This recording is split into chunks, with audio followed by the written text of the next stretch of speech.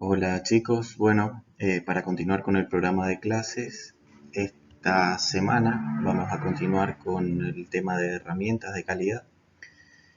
Vamos a tener un pequeño repaso de las herramientas que vimos el cuatrimestre pasado.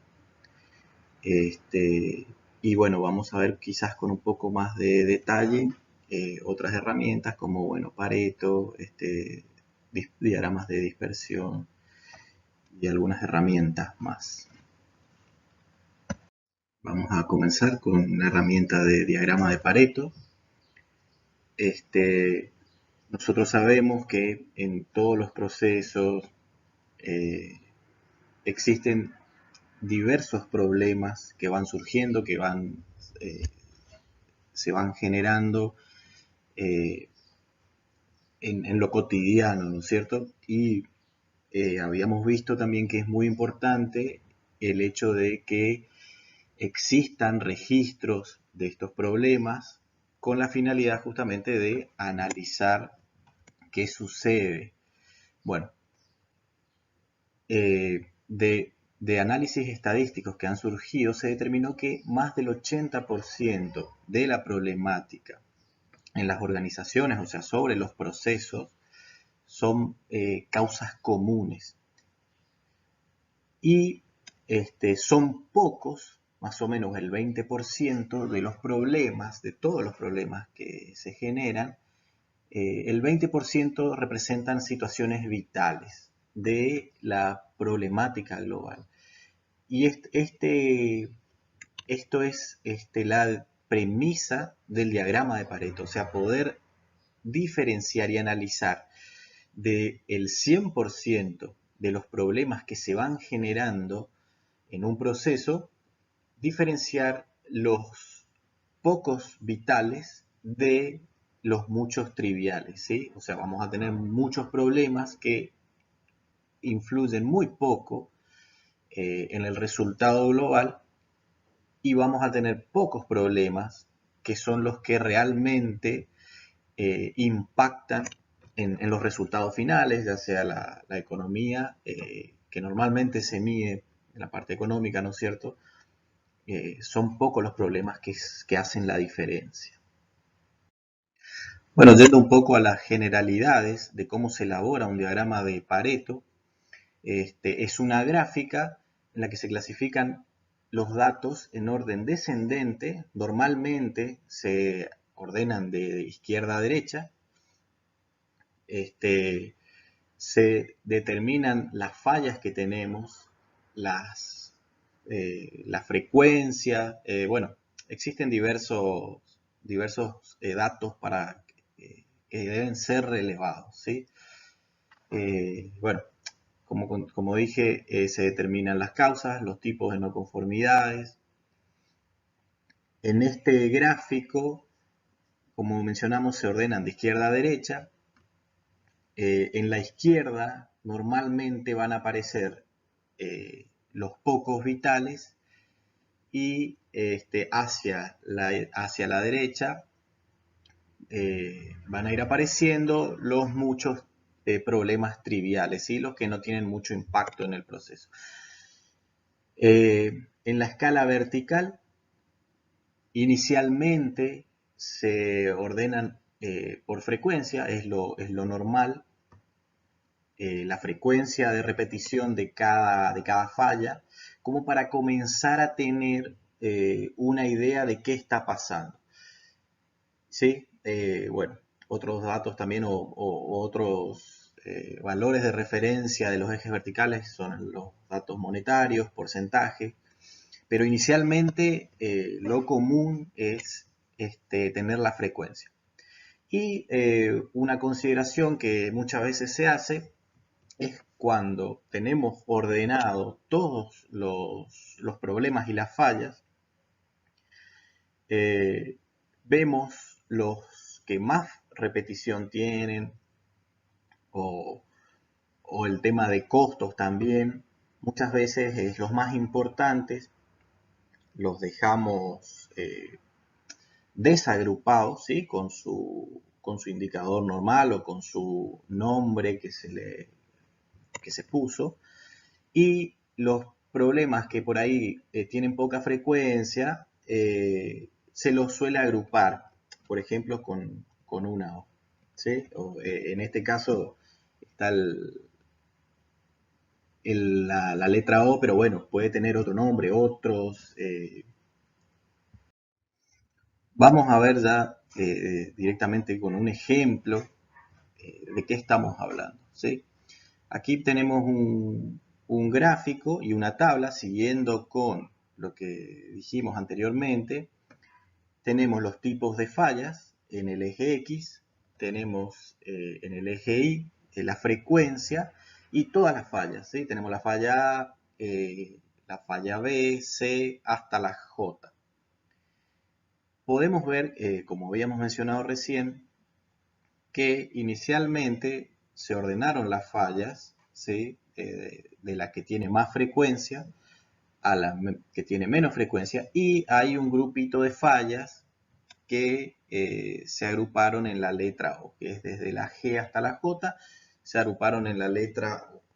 Como un primer análisis de qué está sucediendo, eh, es válido, ¿sí? Entonces, vemos que la falla F es la que tiene la mayor frecuencia, vemos la falla C, que es la que continúa, y así sucesivamente.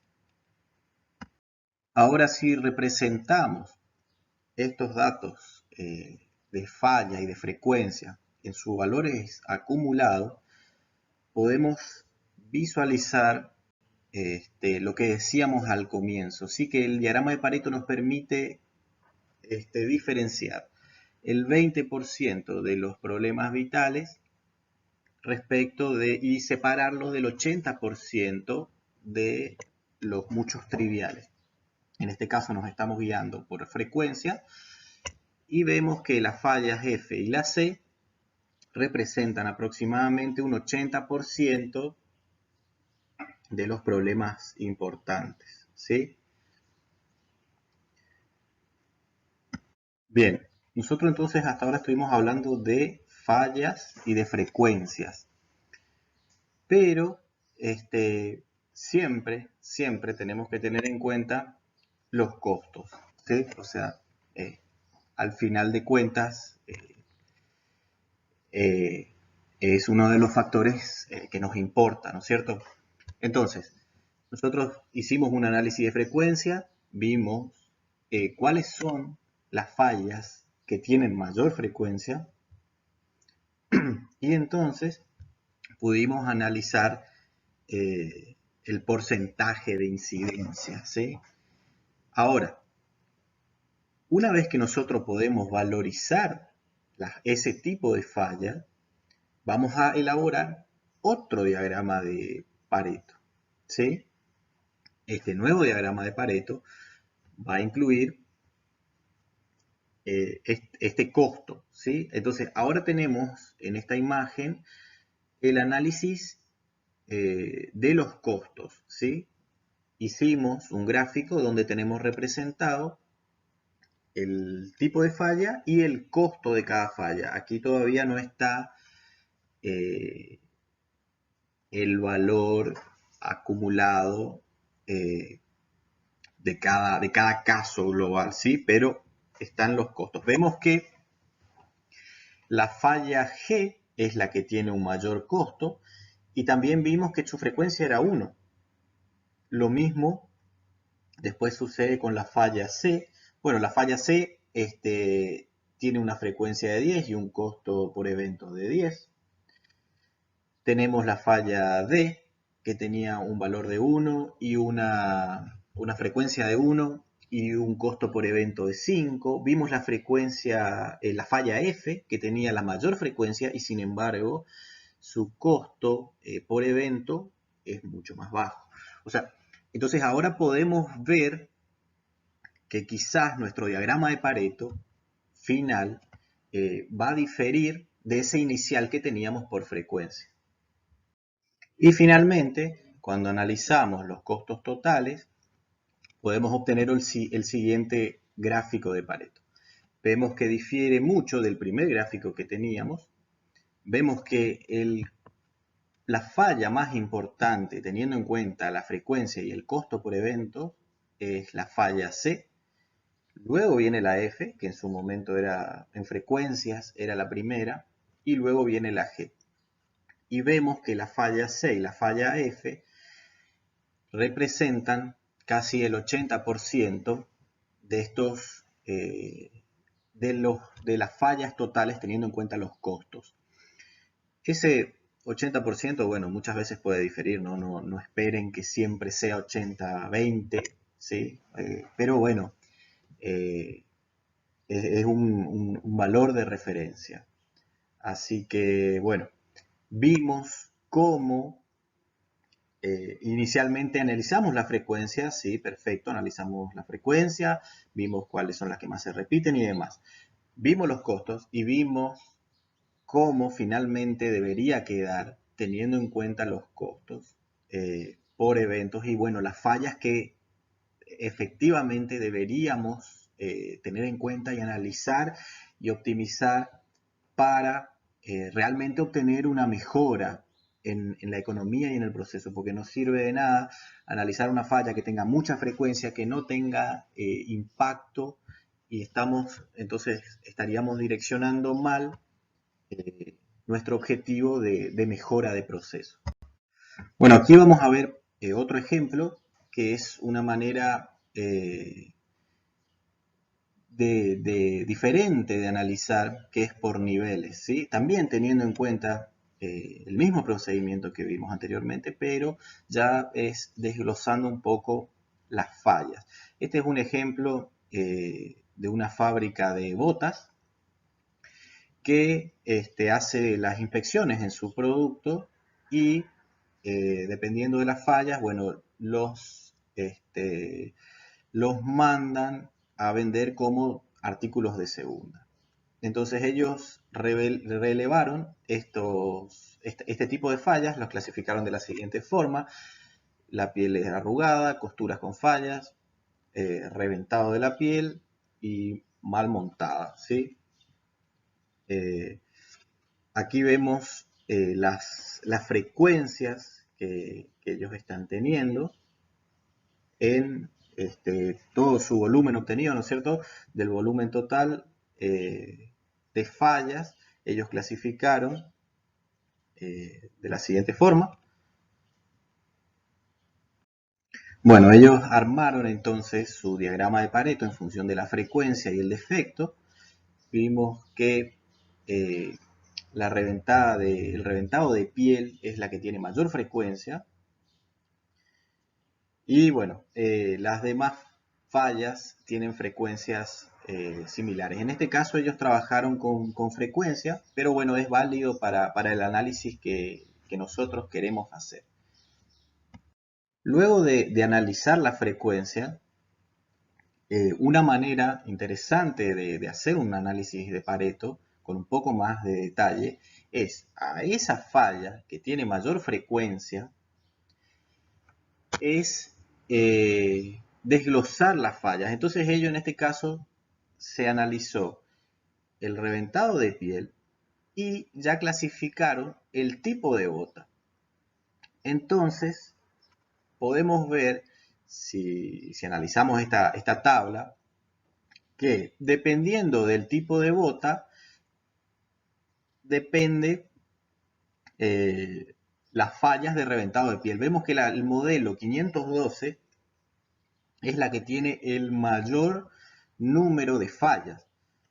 Entonces, dentro de la falla que se determinó que es la más importante, se puede además hacer un análisis y desglosar y ver realmente dónde está el problema, porque no sirve tampoco de nada trabajar sobre esa falla como algo global, siendo que si desglosamos el análisis vamos a poder determinar con mucho mayor precisión qué está sucediendo. Y en este caso, bueno, vemos que el problema de reventado de piel se presenta principalmente en las botas 512, en ese modelo. Los otros modelos, en el problema de reventado de piel, están a la misma altura y menor inclusive que los problemas anteriores que teníamos. Y bueno, evidentemente deberíamos buscar una solución inicialmente para ese modelo. Ahora bien, este análisis que se hizo no incluye los costos, ¿sí?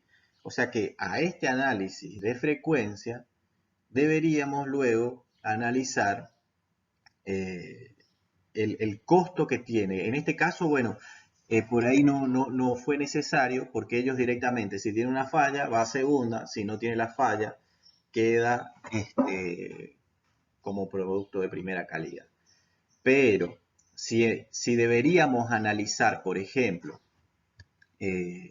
un descuento en función de la falla, ahí sí deberíamos poder dar una ponderación en costo a cada una de esas fallas para bueno, luego poder determinar un grado de descuento que se haría. Bueno, otra herramienta muy empleada y muy sencilla de usar es la estratificación. Vimos anteriormente en el diagrama de Pareto que existen pocos problemas vitales y que son originados por las causas clave, ¿no es cierto? Eh, entonces, resulta o es muy importante poder identificarlas a estas causas mediante diversos análisis. Bueno, uno de estos análisis es la estratificación o clasificación de datos y es una herramienta muy sencilla de usar que a nosotros nos va a permitir ir clasificando los problemas que tenemos en función de cómo nosotros querramos clasificar el problema que estamos teniendo. Entonces, esta estratificación nos va a permitir analizar el problema que tenemos, la no conformidad, las fallas, en definitiva, que tiene nuestro proceso. Para eso nosotros vamos a clasificar las fallas teniendo en cuenta el, el método de trabajo, el equipamiento, o sea, son ejemplos, ¿no? El material que se está usando, los departamentos, los operarios que estuvieron trabajando. O sea, son todos factores en los cuales nosotros vamos a armar una especie de matriz o una tabla y vamos a ir clasificando las fallas, la no conformidad que estamos teniendo en función de todos estos factores que podemos seleccionar dependiendo de cada proceso, ¿no? Pero bueno, son ejemplos de alguno de ellos. Vamos a ver directamente con un ejemplo la aplicación de esta herramienta. Estos son datos relevados de una empresa, por ejemplo, del rubro metalmecánico, donde tienen interés en evaluar cuáles son los problemas más importantes por los cuales ciertas piezas metálicas son rechazadas cuando se inspeccionan. Ellos hicieron esta clasificación, aquí podemos ver la razón del rechazo, el nombre que ellos le asignaron. Dicen, bueno, la porosidad, llenado, maquinado, molde, ensamble.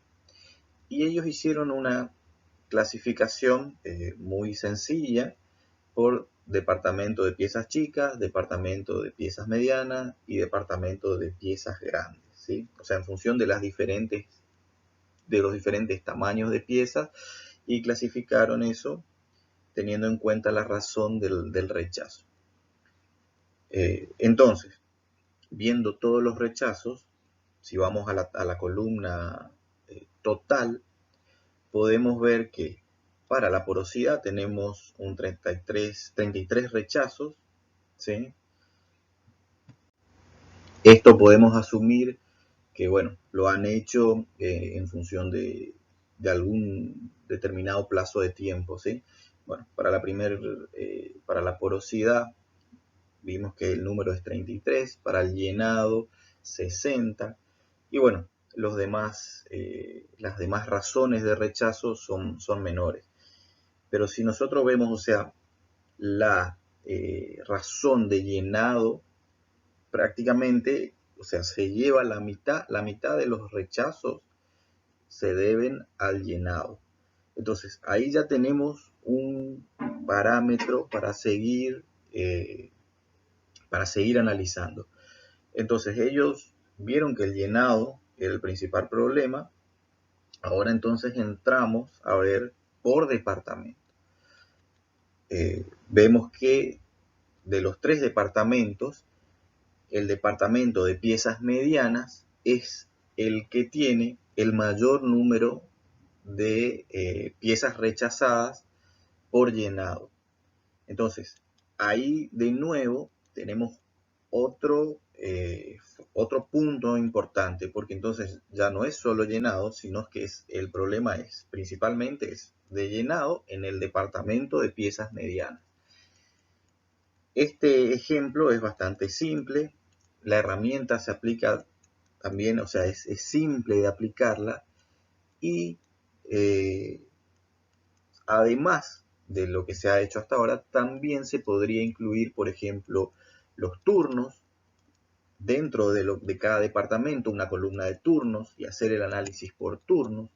Se podrían incluir los operarios y ver la cantidad de piezas rechazadas por llenado en el departamento de piezas medianas y que dependa de cada operario.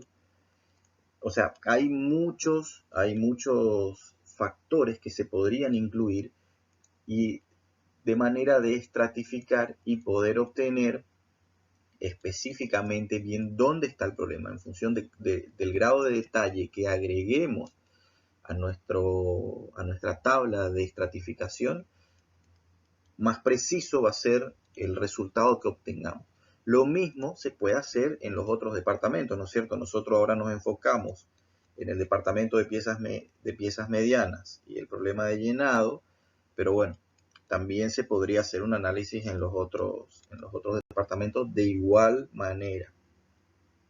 El método Ishikawa o diagrama causa-efecto es un método gráfico que nos permite vincular o relacionar un determinado efecto o un problema que queremos analizar y ver los factores y causas que influyen para que suceda ese problema o qué hace que aparezca ese problema. O sea, este método nos exige analizar con un grado importante de detalle todas las posibles causas que van a dar origen a ese problema, ¿sí? Para poder desarrollar el método Ishikawa muchas veces es necesario o ayuda emplear otras herramientas previas como un brainstorming o estratificación o un diagrama de Pareto para poder ir clasificando y ordenando todas las causas que darían origen a un determinado efecto o problema, ¿no es cierto? Existen diversas maneras de representar un diagrama de Ishikawa. Vamos a ver algunos de los más empleados y más prácticos también. Uno de los métodos más empleados es el método de las 6M, es bastante común. O sea, este método propone que clasifiquemos las diferentes causas teniendo en cuenta los métodos de trabajo, la mano de obra, la gente, los materiales empleados, el equipamiento, la maquinaria, el sistema de medición que tengamos y el medio ambiente. Bueno, aquí podemos ver de manera esquemática cómo se representaría un diagrama de causa-efecto de Ishikawa. Dentro de estas 6M, en el caso de la mano de obra y la gente, algunos factores que podemos incluir es el conocimiento que tiene la gente de su trabajo, el entrenamiento que ha tenido esta gente, qué tan capacitados están, las habilidades que tienen, si previamente y durante el trabajo estos operarios demostraron tener habilidades en función de lo que hacen, la capacidad que tienen estas personas de llevar a cabo su trabajo de manera eficiente y factores como por ejemplo la motivación, si la persona que desarrolla su trabajo conoce la importancia, saben las especificaciones que el producto tiene que tener a la salida, cómo debe entrar el producto, los tiempos de operación que deben tener, o sea, son muchos factores que pueden incluirse dentro de la rama de la mano de obra. Otro de las ramas que mencionamos en el método de las 6M son los métodos, si existe estandarización, si las responsabilidades y los procedimientos de trabajo están definidos de manera clara, adecuada, si hay excepciones, cuando el procedimiento estándar no se puede llevar a cabo, si existe un procedimiento alternativo definido claramente, si las operaciones están definidas, eh, ¿cómo se decide si la operación fue realizada de manera correcta? O sea, si hay una definición de la secuencia de operaciones que deben ser realizadas. Son algunos ejemplos de cómo se puede analizar la rama de los métodos. Bueno, y este punto es una rama fundamental, podemos decir, ya que cuestiona y analiza si justamente los métodos de trabajo están definidos, si las operaciones están definidas, las responsabilidades, y además analizamos si justamente son adecuados o no los métodos que se están empleando. Otra de las ramas son las máquinas o equipos. Aquí podemos tener en cuenta la capacidad, si las máquinas que estamos empleando son capaces de llevar adelante el proceso y a la capacidad que exige el proceso, las condiciones de operación, si las condiciones en términos de las variables de entrada son adecuadas, si se ha realizado algún estudio que respalde estas variables, las herramientas, ¿sí? Si hay cambios de herramientas periódicamente, son adecuados, los ajustes que se realizan, los criterios para hacer estos ajustes y bueno, el tema de mantenimiento también es muy importante. Si hay programas de mantenimiento preventivo, si estos programas son adecuados o deben revisarse. Otra de las ramas es el material y aquí bueno, podemos tener en cuenta si se conoce la variabilidad que tiene este material y por supuesto cómo influye esa variabilidad o la tolerancia que se puede tener también en el material, cómo influye esa variabilidad sobre el problema,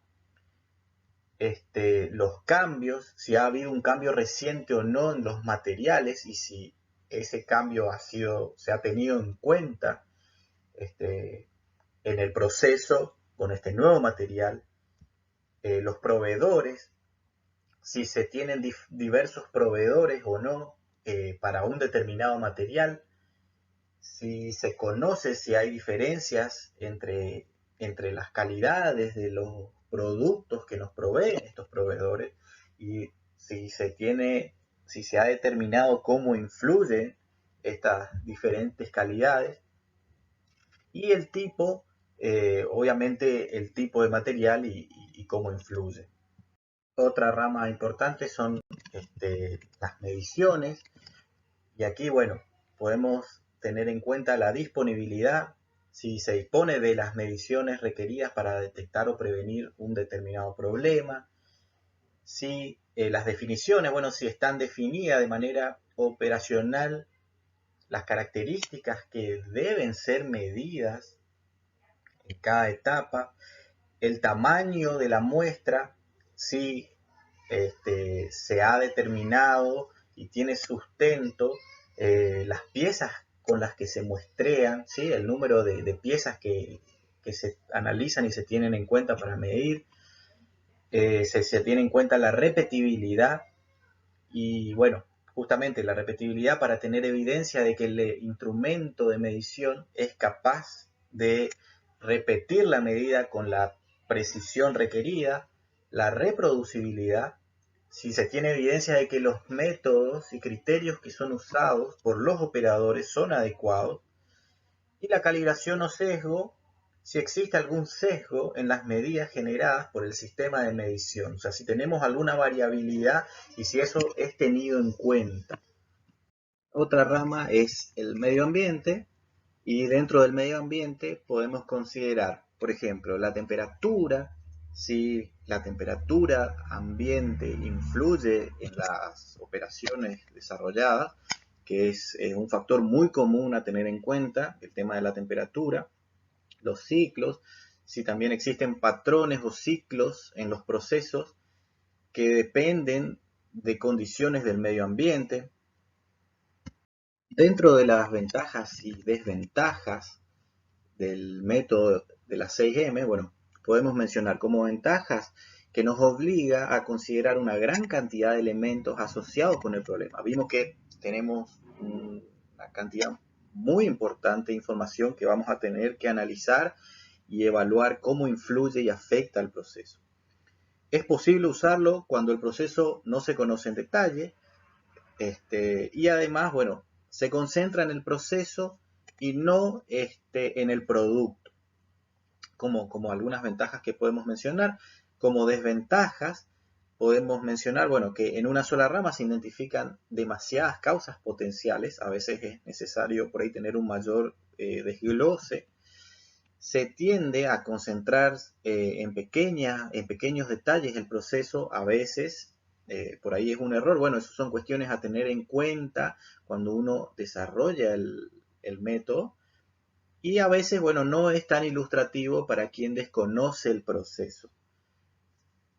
Porque, bueno, justamente uno arma una estructura que es, digamos, esa espina de pescado, y a veces es difícil entender cómo funciona el proceso para el que no está en contacto con ese proceso en lo cotidiano.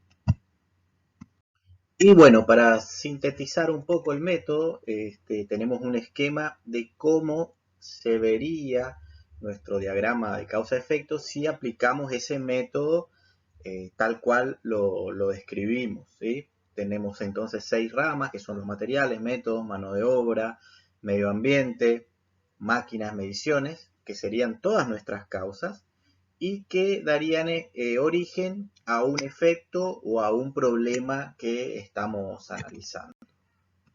Bueno, y ahora ya pasamos a ver un poco un ejemplo.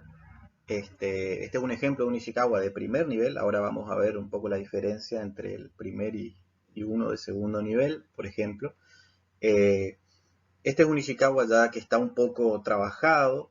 En principio se partió de un Ishikawa empleando el método de la 6M, y luego, bueno, quedaron 4, y se analiza la pérdida de presión en una válvula, ¿sí? Que es para unas hidrolavadoras, y se tienen en cuenta, bueno, las 4 M que mencionamos. Fíjense que dentro de cada rama hay diferentes factores que intervienen. Vemos que, bueno, normalmente las flechas horizontales son causas principales de cada una de las ramas, y las flechitas que están en diagonal son causas subprincipales, a veces se llama, y dentro de cada una de estas causas principales puede haber varias causas secundarias, digamos, ¿sí? Por ejemplo, en la inspección, si vamos a la rama de la mano de obra, en la inspección podemos tener ahí la inspección que no está capacitada, que es irresponsable. Lo mismo en el método, si vamos al método y el transporte dice que el transporte es inadecuado. Bueno, el manejo de material no es el adecuado tampoco. hay un montón de factores a tener en cuenta. Fíjense que también dejé ahí un gráfico de Pareto, que probablemente esa causa, ese efecto, salió de un análisis previo, como habíamos dicho, de que se emplean otras herramientas antes de llegar al diagrama de Ishikawa, en este caso, por ejemplo, un diagrama de Pareto, donde se determinó, bueno, que esta es la causa, el efecto principal, y aquí tenemos todas nuestras causas. Bueno, y para ver un poco lo que decíamos, un Ishikawa de primer nivel o de segundo nivel, aquí vemos uno de segundo nivel. Del esquema anterior se dedujo que el ensamble de la válvula era el problema más importante, ¿sí? Entonces, un Ishikawa de segundo nivel sería usar ese problema que estamos teniendo en la válvula, en el ensamble, ¿sí? Y analizarlo ahora a ese problema como justamente el problema importante y cuáles son todas las causas que afectan a ese problema, ¿sí? En este caso, bueno, de vuelta, se ha hecho un análisis aplicando el método de la 6M. Las más importantes, las ramas más importantes son las que están aquí expuestas. Si encontráramos otro problema, por ejemplo, aquí está resaltado en transporte, y quisiéramos hacer un Ishikawa de tercer nivel, también se podría analizar directamente dentro del método, el transporte, si decidimos o determinamos que el problema importante es el transporte, podríamos hacer un nuevo análisis y analizar las causas del problema específico de transporte. Otro método empleado para desarrollar un diagrama de causa-efecto es el método de flujo de proceso. Este diagrama sigue la secuencia de la línea principal del proceso que se está analizando, y los factores que pueden afectar la característica de calidad se agregan en el orden que le corresponde, según el proceso. O sea, según transcurre nuestro proceso, se van agregando en cada una de las etapas todas las posibles causas que pueden, o los factores que pueden afectar a la salida de este proceso. Entonces, la línea principal del diagrama de Ishikawa en este caso sigue la secuencia normal del proceso de producción o administración también que tenemos y que estamos analizando. O sea, tenemos que tener en cuenta que el diagrama de Ishikawa no es específicamente para analizar un producto tangible, puede ser un proceso administrativo, puede ser un servicio. Dentro de las ventajas que presenta este método, podemos mencionar a que obliga a preparar el diagrama de flujo y de proceso, nos permite tener una visualización de toda la secuencia que vamos a analizar. Se considera al proceso completo como una causa potencial del problema. Identifica procedimientos alternativos de trabajo que muchas veces no se tienen en cuenta y pueden ser una causa potencial. Hace posible descubrir otros problemas no considerados al inicio, justamente por esta necesidad de desglosar y analizar el proceso completo y subprocesos.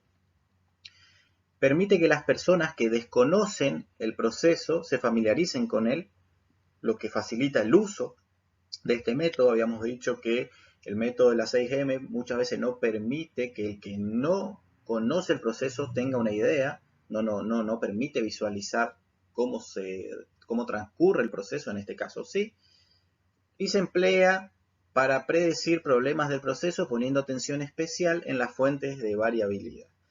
Y entre las desventajas, podemos decir que es fácil no detectar las causas potenciales, puesto que las personas quizás estén muy familiarizadas con el proceso y todo se haga normal, que eso es muy común cuando la gente que interviene es gente que está hace mucho tiempo con el proceso y ya en muchos casos dejó de ver justamente los posibles problemas y les va a costar mucho ver qué problemas pueden haber. Es difícil usarlo por mucho tiempo, sobre todo en procesos complejos, y algunas causas potenciales pueden aparecer muchas veces. Bueno, y aquí tenemos un ejemplo.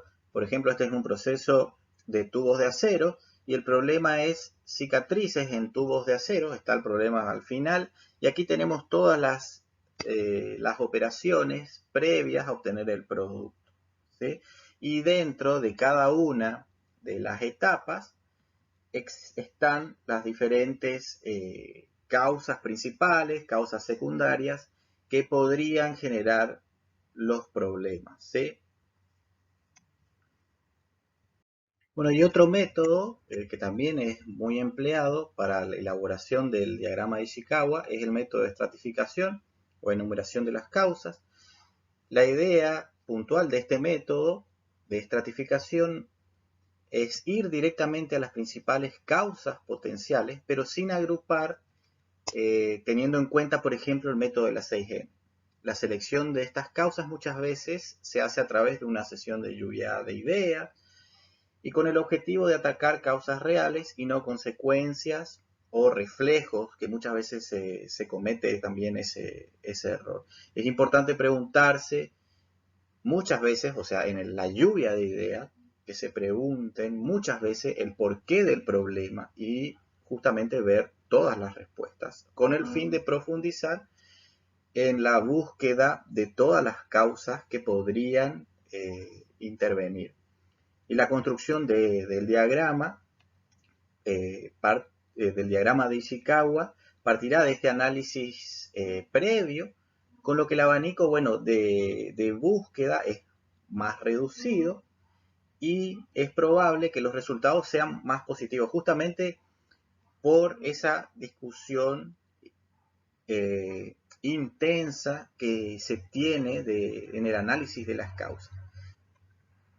Esta manera de construir el diagrama es justamente se utiliza cuando las causas potenciales que se tienen quizás no coinciden o no están dadas para poder aplicar el método de las 6M como está propuesto el método, ¿no es cierto?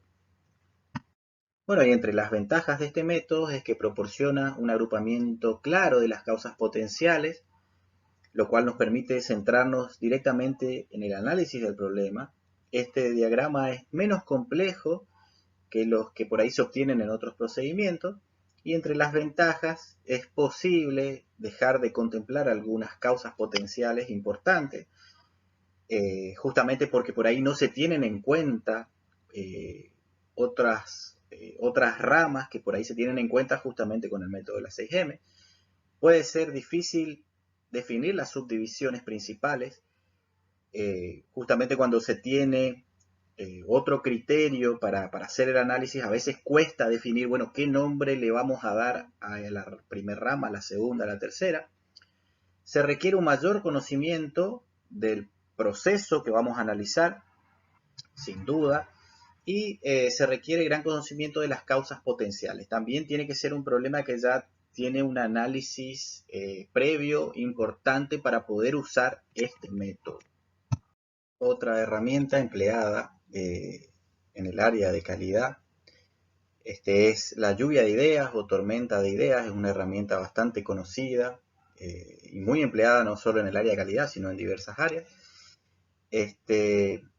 Estas sesiones de tormenta de ideas son una forma de pensamiento creativo encaminada a que todos los miembros de un grupo participen y aporten ideas sobre un tema o un problema. Esta herramienta empleada es de gran utilidad para trabajar en equipo y permite justamente que los integrantes reflexionen y dialoguen respecto a un problema en términos de igualdad, ¿sí? Todos pueden opinar, todos pueden hacer sus aportes. Bueno, y una recomendación es que estas tormentas de ideas o estas lluvias de ideas sean un proceso disciplinado. Normalmente hay un moderador que se encarga de anotar las ideas, los aportes y cada persona tiene su momento para hablar, o sea, hay una metodología bastante desarrollada en cuanto a cómo llevar adelante una sesión de lluvia de ideas. Para realizar una sesión de tormenta de ideas o de lluvia de ideas, podemos mencionar una serie de pasos de manera de que esta sesión se realice ordenadamente. Entonces, como primer paso podemos mencionar la necesidad de definir con claridad y precisión el tema sobre el que se van a aportar ideas y discusiones. Esto va a permitir que el resto de la sesión solo se enfoque a ese punto que vamos a discutir y no se dé pie a divagar y a irnos por las nubes, vamos a decir, ¿sí? Luego se nombra un moderador de la sesión, que esto lo habíamos mencionado recién, quien se va a encargar de coordinar la participación de los demás participantes. Cada participante en la sesión debe hacer una lista, puede ser escrita, de las ideas sobre el tema. La razón de que esta lista sea por escrito y no de manera oral es que así todos los miembros del grupo participan y se logra concentrar más la atención de los participantes en el objetivo. Incluso esta lista puede encargarse de manera previa a la sesión. Es justamente para que todas las personas que estén en la reunión se animen a participar, porque muchas veces se da que hay gente que tiene vergüenza, que no quiere participar, que no se anima, que tiene miedo. Entonces, esa es la idea de que sea por escrito. Luego, los participantes normalmente se acomodan, preferentemente de manera circular, para comenzar a leer de a una las ideas de su lista. A medida que se leen las ideas, estas se presentan visualmente a fin de que todos las vean. El proceso continúa hasta que se hayan leído todas las ideas de todas las listas de todos los participantes que están. Ninguna idea debe tratarse como absurda, eso es muy importante, no hay que menospreciar a nadie con sus propuestas. En otras palabras, es importante distinguir dos procesos de pensamiento. Primero pensar en las posibles causas y después seleccionar las más importantes, ¿sí? O sea, se piensa en todo lo que puede pasar y se selecciona la más importante. Realizar ambos procesos al mismo tiempo, bueno, puede ser que se compliquen las dos cosas, ¿sí? Entonces primero se analiza todo y después se selecciona la más importante. Entonces, en esta etapa solo se permite el diálogo para aclarar alguna idea señalada por un participante. Es preciso, bueno, fomentar un poco la informalidad y la risa instantánea, pero la burla debe prohibirse. O sea, eso es lo que decíamos anteriormente, ¿sí? Debe ser algo ordenado y respetuoso siempre. Una vez leídos todos los puntos, la persona que hace de moderador le pregunta a cada uno de los participantes, de manera ordenada también, si hay, bueno, hay otros comentarios. Este proceso continúa hasta que se agoten las ideas y ahora, bueno, se tiene una lista básica de ideas acerca del problema que se está discutiendo. Si el propósito era generar estas ideas, en este caso terminaría la sesión. Pero si se trata por ahí de profundizar un poco más y encontrar ideas principales, entonces se debe hacer un análisis de las ideas que han surgido. Entonces, si se va a continuar con el análisis de Ishikawa, con un análisis más detallado, se agrupan las causas por similitud y se representan en un diagrama de Ishikawa, considerando que para cada grupo corresponda una rama principal del diagrama, a la cual se le asigna un título representativo del problema o de la causa, ¿sí? Este proceso de agrupación nos permite clarificar y estratificar las ideas y tener una mejor visión de conjunto para poder generar nuevas opciones que surjan. Una vez realizado el diagrama de Ishikawa, se analiza si se omitió alguna idea o una causa importante en las diferentes ramas. Para esto se pregunta a las personas que participan y bueno, de caso de ser necesario, se agrega.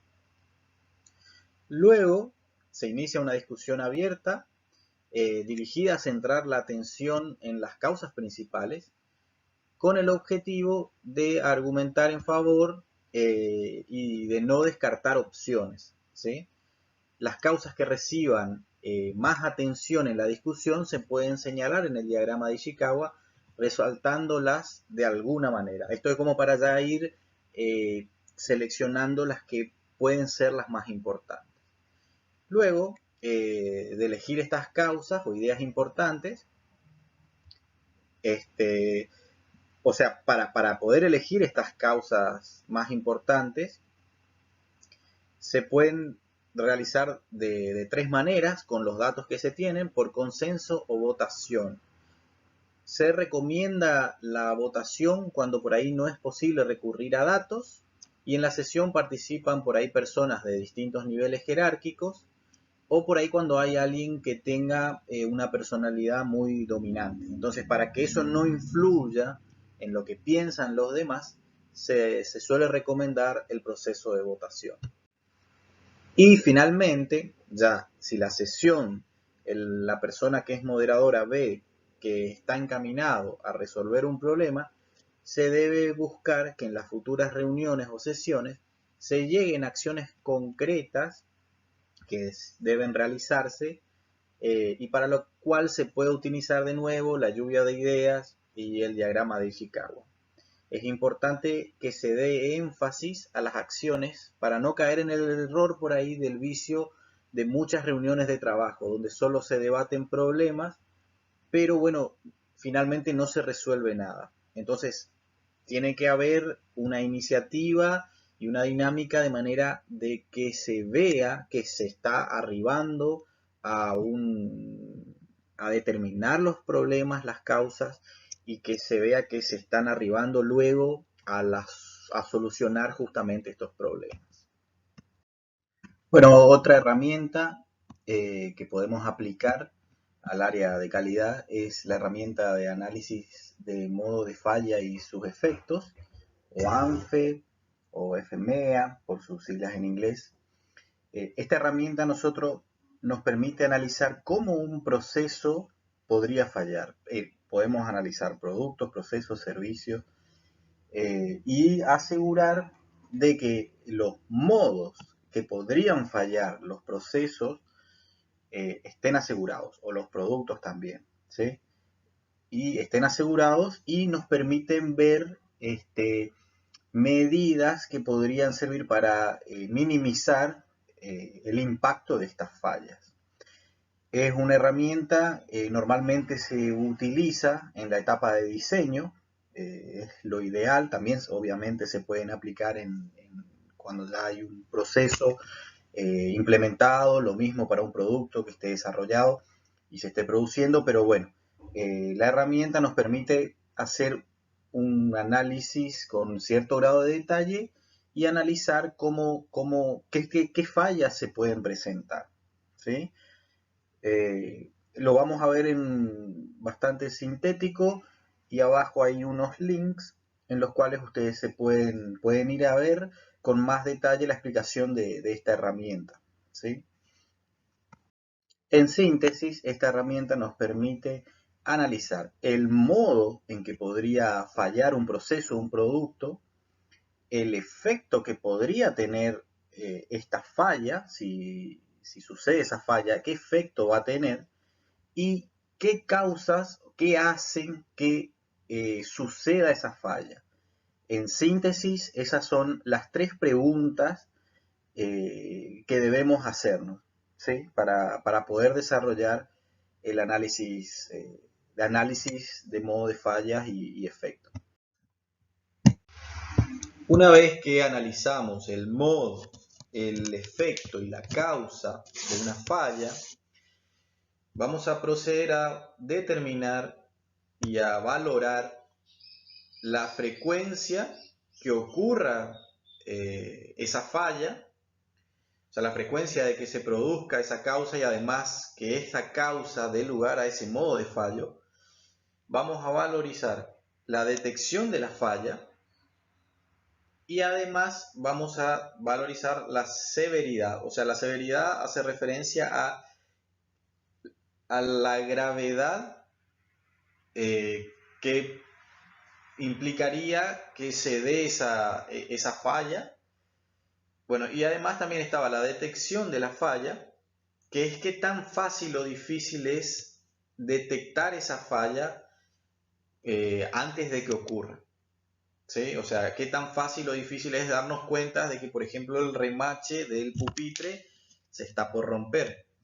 Si lo vemos con mucha antelación, por supuesto que la detección va a ser un índice muy bajo. Ahora, si es algo difícil de visualizar y nos damos cuenta ya cuando ocurre el problema, vamos a tener un índice de detección alto. ¿Sí? Bueno, y finalmente, cuando tenemos determinada la frecuencia, la severidad y la detección, procedemos a analizar el índice de riesgo. Se puede encontrar en bibliografía que lo llaman número de prioridad de riesgo, índice de prioridad de riesgo, y ese índice se calcula como el producto de la frecuencia por la severidad por la detección. Bueno, en función de esto se elabora una matriz donde, bueno, podemos comparar los diferentes índices de riesgo de las, los modos de falla que hayamos detectado y evaluado, ¿sí? Y de nuevo, para un mayor detalle o un grado de detalle de la herramienta, por favor, vean los videos recomendados en la presentación. Otra herramienta que vamos a ver son los diagramas de correlación que nos permite a nosotros identificar si existe una relación entre varias variables. Este tipo de herramienta se usa mucho en la industria química de la región, de nuestra región, que muchas veces es difícil ir a tomar muestras, es difícil ir a controlar. Entonces se hacen correlación, se modelizan procesos y se simula. O sea que en esos casos es importante y se emplea mucho. La industria papelera, por ejemplo, se emplea muchísimo el hecho de simular, de modelizar procesos y de simular estos procesos para ver qué va a suceder o qué puede suceder. Aquí tenemos un ejemplo de correlación que se hizo un ajuste, por ejemplo, exponencial, donde tenemos la distancia de frenado en función de la velocidad. Tenemos al costado, pueden ver una tablita donde está la velocidad a la que se va y la distancia que toma detener el vehículo. Y en función de esos valores se estima, esto es una estimación bastante simple, hecha con Excel. Ustedes con el Excel pueden hacer un montón de ajustes para poder obtener ecuaciones que nos permitan estimar el comportamiento de un proceso. Acá, por ejemplo, van a poder estimar, teniendo la velocidad o teniendo la distancia de frenado, el valor restante. O sea, pueden estimar cuánto necesito frenar, en cuánta distancia necesito para frenar, si voy a una velocidad I. ¿Sí? El eje de la Y son las velocidades y el eje de las X son las distancias. Bueno, aquí ven un montón de ejemplos que se podrían aplicar el diagrama de correlación. La figura C, salvo la figura C, que por ahí para un caso así no habría correlación, habría que ver qué proceso o qué operación dio ese tipo de datos, pero pueden ver que hay correlaciones positivas, negativas, lineales. Pueden haber correlaciones exponenciales como la que vimos anteriormente. Pueden haber correlaciones cuadráticas, cúbicas. Hay un montón de ajustes que se pueden hacer para tener correlaciones de valores y poder estimar el comportamiento de diversos procesos. Bueno, y finalmente, a modo de ejemplo y para que también tengan una idea y vean que hay herramientas que son muy simples de usar, por ejemplo el Excel. El Excel, dentro de la opción insertar, bueno, aquí podemos ver el ejemplo sobre el que estábamos hablando anteriormente. eh, y para poder desarrollar de manera muy sencilla una estimación de la correlación y un gráfico junto con una línea de tendencia, podemos proceder de la siguiente forma. En la pestaña de insertar del Excel, vamos a donde están los gráficos y ahí insertamos dentro de los gráficos de dispersión. Primero insertamos el gráfico de dispersión de valores. Una vez que hacemos clic, bueno, nos aparecen diversas opciones. Nosotros vamos a seleccionar la primera opción, donde no hay ni una línea de tendencia, ¿no es cierto? Y finalmente, cuando el gráfico, o sea, sobre el gráfico con los valores dispersos, seleccionamos los puntos y con el clic derecho vamos a desplegar las siguientes opciones y agregamos línea de tendencia. Dentro de las líneas de tendencia pueden ver que tenemos una exponencial, lineal, logarítmica, polinómica, potencial. Dentro de la polinómica pueden seleccionar del tipo de grado, de segundo, tercero, el grado que quieran. Y debajo pueden ver que podemos elegir la ecuación del gráfico, el valor de r cuadrado del gráfico. eh, o sea, es muy simple, en Excel es muy simple hacerlo. Así que bueno, eso para que lo vean y lo tengan en cuenta también.